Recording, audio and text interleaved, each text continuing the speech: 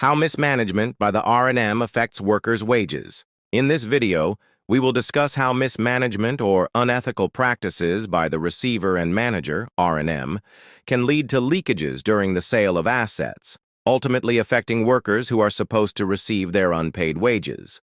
When assets are sold, the expectation is that workers, who are preferential creditors, should be paid first. But what happens if funds disappear or are misused? Let's break it down. What is causing the leakages? These are just some examples of how the R&M can make money disappear during the process of selling off the company's assets. 1. Undervaluation of assets. Imagine the company owns valuable assets like machinery, land, or vehicles. If the R&M sells these assets for less than they're actually worth, whether because they're rushing the sale or have personal interests with the buyer, that's money lost. This means less cash is left to pay you, the workers. 2. Inflated administrative costs. Another way money disappears is through inflated administrative costs. The R&M can charge high fees for their services or hire expensive consultants for no reason. These unnecessary costs take away from the funds that could have been used to pay your overdue wages. 3. Improper accounting and lack of transparency.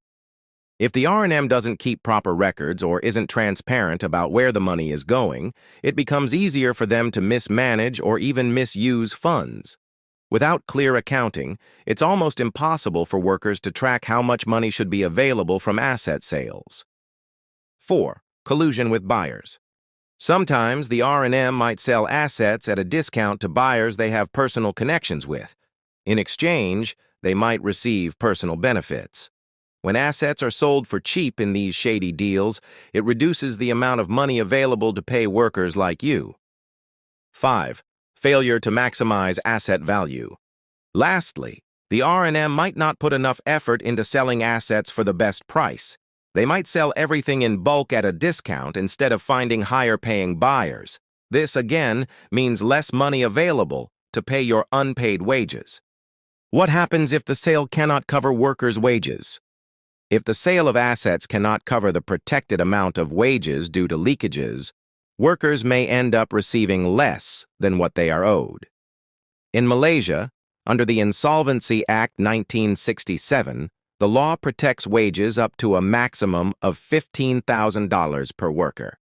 However, if the available funds fall short, workers may have to wait until more assets are sold. In the worst-case scenario, if there are not enough assets left to sell, workers might never recover the full amount of their unpaid wages. These practices by the R&M can result in significant leakages, leaving workers unpaid or underpaid. To protect themselves, workers should demand transparency, request audits, and involve relevant authorities like the Insolvency Department or unions such as MTUC. Workers have rights, demand accountability, ensure proper asset management. We will discuss this further in our next video.